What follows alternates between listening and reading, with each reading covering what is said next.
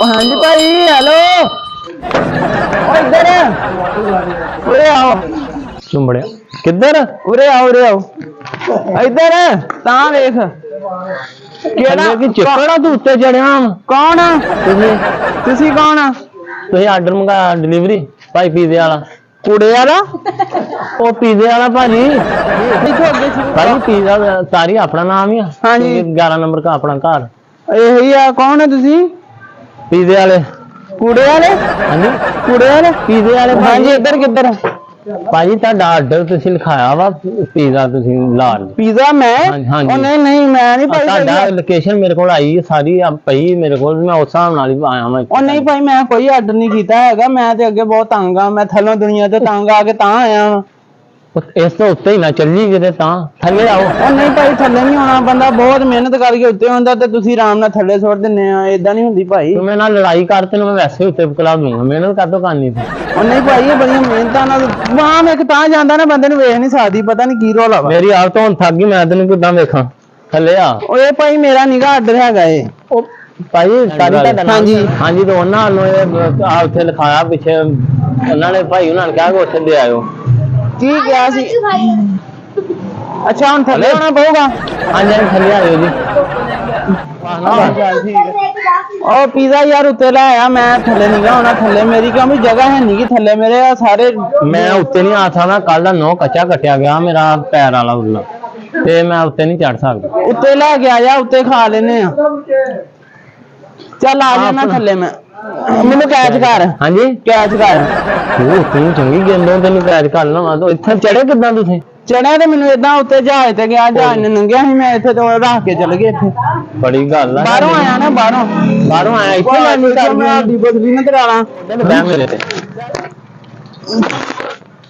ਓਏ ਹੋਏ ਹੋਏ, ਥੱਲੇ ਤੋਂ ਬਹੁਤ ਮਾਹੌਲ ਆ। ਮੈਂ ਤੂੰ ਚੰਗਾ ਟਾਵਰ ਤੇ ਛਾਲ ਮਾਰੀ ਆਇਆ ਨੇ। ਨਹੀਂ ਮੈਂ ਕੋਈ ਪੀਜ਼ਾ ਦਾ ਨਹੀਂ ਕਿਹਾ ਹੈਗਾ, ਇਹ ਤੂੰ ਲੈ ਜਾ। ਜੀ ਤੁਹਾਡੀ ਲੋਕੇਸ਼ਨ ਆਈ ਹੈ, ਮੈਂ ਦੱਸਣਾ, ਵੇਖ ਲਓ। ਤੁਹਾਡੇ ਸ਼ਹਿਰ ਕੇ ਘਰੋਂ ਨਾ ਕਿਨੇ ਮੰਗਾਇਆ? ਬੱਚੇ ਆ ਨਾ ਆਪਣੇ? ਬੱਚੇ ਹੈ ਵਾ। ਆਓ ਤੇ ਬੱਚੇ ਉਹਨਾਂ ਨੇ ਕਿਸੇ ਨੇ ਨਹੀਂ ਕਿਹਾ ਹੈਗਾ, ਉਹਨਾਂ ਨੇ ਪੁੱਛਿਆ ਵੀ ਸਹੀ ਇੱਕ ਵਾਰੀ ਆ। ਕਿਉਂ ਤੂੰ ਐਂ ਕਰ, ਤੂੰ ਖਾ ਪੀ ਲੈ ਇੱਥੇ ਬਹਿ ਕੇ ਤੇ ਜਾ ਕੇ ਕਹੀਂ ਮੈਂ ਦੇ ਆ।